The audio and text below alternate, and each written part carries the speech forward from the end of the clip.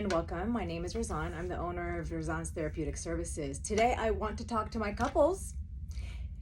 I have had a lot of experience with couples, and I feel like since the new year started, I've been getting a lot of calls for couples needing therapy, and I feel like it's a new start, so people are trying to have like a fresh start, not repeating the same patterns of last year, and finally being able to address issues just because the holidays are over and we're not running around ragged trying to figure things out with family and dinners and so on and so forth. So today's topic is, why do you keep having the same argument over and over and over again? Have you felt that in your relationship where your spouse may leave the remote right here instead of putting it on the charger, and that turns into, hey, you left the remote here and it needs to be on the charger, so we need to remember to put it on the charger, or you need to remember to put it on the charger. And then it goes into, well, you never put your things away in the bedroom, so how can you tell me this when you don't do this? And then it goes back and forth and back and forth. But then we start attacking character instead of talking about the charger and the remote. We're talking about each other, right? This happens a lot. Couples do not stay on the same issue. They start attacking each other. One of my friendly fighting rules on my website is stick to the topic. There are rules in there such as you don't get to talk about each other, you stick to the topic. You don't walk out of a conversation because it's stonewalling, and so on and so forth, because we as people have not been fully trained on how to deal with conflict in a healthy way. Some of us have experienced that in our childhood, and it seeps into our adulthood. Some of us haven't had that modeled for us at all, so we're completely walking in blind. And also, your attachment styles play a huge role in how you deal with conflict, whether you're a runner, whether you're a fighter, whether you freeze, whether you become codependent, and so on and so forth. So today I want to talk about, why are you having the same argument over and over again? The good news is it's not about whatever you're arguing about. Most likely it's about your core unmet needs that come up during an argument. So what does that look like? All of us have unmet needs, whether it's from our childhood or previous relationships, or whether even how we see ourselves, how we've been programmed to view ourselves, that we lack certain things in our life, and some of us are looking for that in our person. Okay, so your unmet needs look like this. Number one, safety. Safety is a need that we all have from a very early age. What does it mean to have safety? Well, I want to feel safe that I can emotionally come to you. I want to feel safe that I can come to you as a child when I've done something wrong and not feel belittled and feel like I've failed and feel like you're disappointed in me. Safety means I could just be myself without judgment. Safety means you're not going to use my background and my history and my traumas against me. When now that we're fighting, all of a sudden I lose the trust in you and you're going to betray me with that. Safety comes in many, many areas, shapes and forms. So when a person doesn't feel safe in a relationship, it really takes away from connecting. And that's where the defensiveness comes in, right? Because you automatically go into your core thoughts of, okay, your response means this, which is from your past. And therefore, I need to get up now and defend this, which is really not the case. But what's happening is we're not validating each other in these incidents. So no validation creates no safety. What does validation look like? Here's another one a lot of people get confused with. Validation does not mean you agree. Let me say that again. Validation does not mean you agree. Validation means I hear you. That's important to you. That's relevant to you. That's the way you're processing it. Whether I agree with it or not is not relevant. So that means you're giving the person respect to have those emotions and feelings. The worst thing you can do in a relationship is dismiss somebody's emotions, thoughts, and processing. For example, oh, that's crap. I don't see it that way. You're wrong. Well, you may not see it that way, but that's how I see it.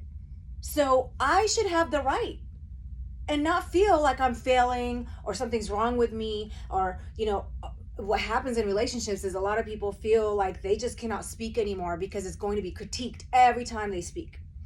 So validating looks like this. I hear what you're saying. I understand it. I can see how that could do that for you. But would you like to know my intent? No, you see, that's very healthy communication. But when you're riled up, escalated, heated, you're seeing red, you're not going to be rational. Taking breaks is very important, guys. Taking breaks is very important. I call it boomerang. What does that mean? You go, de-escalate, and you come back to the conversation. Not you go and not come back. That's stonewalling. When you don't want that in a relationship, that's a relationship killer. Okay? Silent treatments are a form of communication, dysfunctional communication. You are using silence for control. We don't want to do that. So what you say is boomerang 10. We got to take a 10-minute break. Boomerang 20. We got a 20-minute break. That doesn't mean you go and you sharpen your swords when you're on your break and you come back blazing. No, that means you go and take a break and reassess yourself, reground yourself, and ask yourself, how can I be different coming into the conversation when I go back? What's my role? What I need to change? Because some people are all about proving the other person wrong. If you go into the conversation or an argument without the need to prove each other wrong, you will eliminate a lot of conflicts. You will eliminate a lot of tension. And you will cut the argument time into fractions of the time that some people argue for 3 days. 3 days. That's exhausting. Over what? It's not even about the issue anymore. We're just attacking character at that point. This is your person. If you don't plan on leaving the relationship and you plan on being with this person for multiple years to come, why are you wasting 3 days on an argument? That's just time lost. You can't bring back time. That's one thing you cannot bring back. Everything else could be replaceable, but not time. So, okay, so there's that topic. Also, when you don't validate and somebody doesn't feel very safe with you, there's no closeness. There's no closeness. Resentment starts to happen. Therefore, we're doing things apart. We're not being intimate. We're not being affectionate. We're not being compassionate. We get resentful. We get moody. We don't want to even deal with this person. We dread them coming home. Okay, why is that all happening? That's happening because over time of these little things, you're killing the relationship and the attachment. You know, if you're constantly belittling, constantly judging, constantly telling the person they're wrong, or constantly trying to prove that you're right and dismissing the other person's thoughts and feelings and not validating at all, what do you think is going to happen? If somebody did that to you, you don't want to be around that person. You don't want to have intimate conversations with this person. You're not going to be an open book. You're going to be very guarded, right? So I want you to understand what happens when you're having the same argument. This is a pattern in relationships. It's not even about the issue anymore. It's about each other and about unmet needs. So this all goes back to your attachment styles. Some people have avoidant. Some people have anxious attachment styles. Some people have fearful attachment styles, and that all comes from your childhood. I will do a video about attachment styles so you can fully understand because it's very technical. But if you have anxious attachment style, it means that you had possibly intermittent love growing up. If you did well, you felt loved. If you didn't do well, you felt unloved by the words that were said, the treatment that was given, the consequences that were given, the attention that was not given or given, what your siblings got that you didn't get, so on and so forth. When that is created, you become a chaser in a relationship. You become a person that's afraid to be dumped, that's afraid to be rejected, that's afraid not to be heard, that's afraid not to feel validated. You don't feel safe, and that keeps you anxious in the relationship. And that mimics what you felt when you were younger. So now it's a very dysfunctional situation because you're constantly wanting to keep talking, let's figure this out of your anxiety. And most likely you might be with an avoidant attachment style. These people don't want to have conflict. They don't want to hear it. They want to shut it down. They want to make it go away. They don't want to get emotional. It's just like, cut it. Just cut it. What we notice, people with avoidant attachment, some of them have personality disorders. Other ones have become that way because of a lot of abandonment and a lot of dismissiveness in childhood, or a lot of not feeling wanted or not feeling seen, or cannot trust relationships and nobody committed to them. Especially their caregivers did not commit to them, were not there for them when they needed safety and they needed validation and they needed to feel like they belonged and that they were loved unconditionally. When that happens, a very young brain will turn off emotions, won't go there, doesn't feel good to go there. And again, this is very technical, so I will do another video about it because it's not so cut and dry. There are a lot of other factors to it, but this is like the general picture. So when you're that person, you're avoidant, you're walking away from the conversation. You're shutting it down. You're not validating. You're dismissing thoughts because you want it over, right? And so you've got the chaser and you've got the runner. It's called the tiger turtle dance. The runner goes into the shell, the tiger chases, okay? That's the attachment styles. That's all rooted in your core needs as well. If they were not met, it created your attachment style. If they were met, it created an attachment style. So what happens is when your attachment styles show up, guess what else shows up? Your wounds. Your wounds that have not been healed, your wounds that you have not processed, your wounds that left PTSD, your wounds that left a lot of questions, and you're just spinning in that subconsciously, and then boom, this becomes a trigger. And when you're triggered, you're not very rational, by the way. Some people go into a flooding episode, which is a lot of emotions floating at the same time, and they're not rational at all during that. And the worst thing you could say to them is calm down, because that's not going to happen. So what I want you to understand is arguments bring up wounds. Any conflict, you could literally be in a car and just make one comment to your person and it'll bring up a wound. It'll bring up a thought. It'll bring up a memory. It'll bring up a situation. And they go straight into defense mode or retrievement mode. Remember? The chaser or the avoider. The avoider will blow it off. Like, oh, it's whatever. Even though it hurt them. The chaser will probably lose their temper or start crying or be like, why would you say that? And now they're wanting some validation, something to be like, oh, I'm sorry, I didn't mean to, or that's not what I meant at all. You don't deserve that. But you usually don't get that in an argument. You get the blame because you this, because you this, because you this. What does that sound like when you were a child? And because you did this, you're not going to get this. So the wounds get triggered. And I need you to understand there's not one person on this planet that does not have a wound. Not one person. It doesn't mean you're too emotional.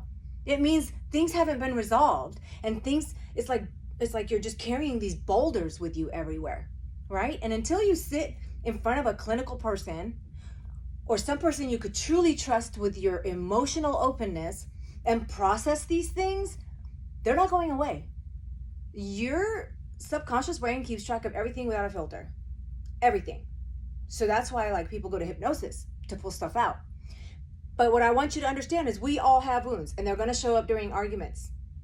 Whether I don't feel good enough, or I don't feel like I'm measuring up, or I feel like I'm failing, or I feel like you're going to replace me, or all of that comes up. All of it. And some wounds are not from childhood. They're from previous relationships. And if you've had enough trauma from other relationships, now you have a hard time trusting, a hard time believing, a hard time feeling validated. Even when the person comes in that's completely the opposite of what you had, it's very difficult for your brain to grasp that because that's not what you're used to. You're used to chaos. So then your brain wants to keep going back to what's familiar, and we end up sabotaging situations when that happens.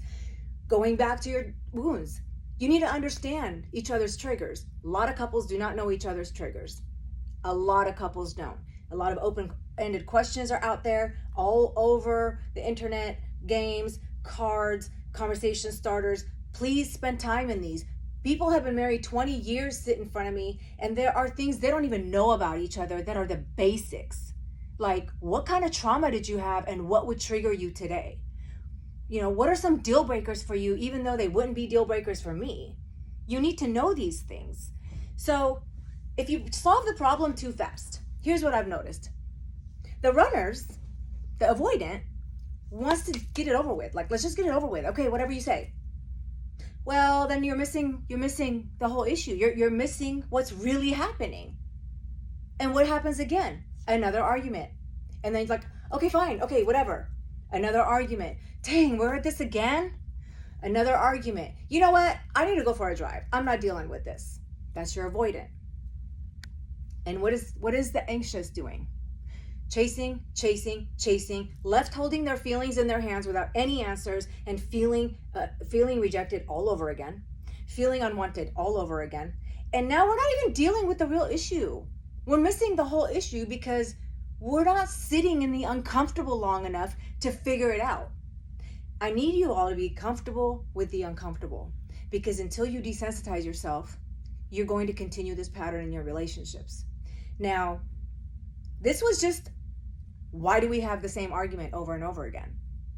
Because we get triggered, our safety is compromised, our validation is not there, we end up not being close, we end up detached, we end up with resentment, our attachment shows up and makes us act a certain way, the wounds come up from previous life experiences, and if we're trying to get over it really quick and shove it under the rug, the real issue is not dealt with, and you will keep having the same argument. Because what is the real issue?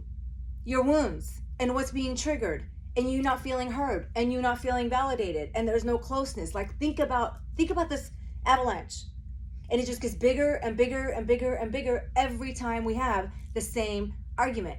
It's never about the remote control when it gets to that point.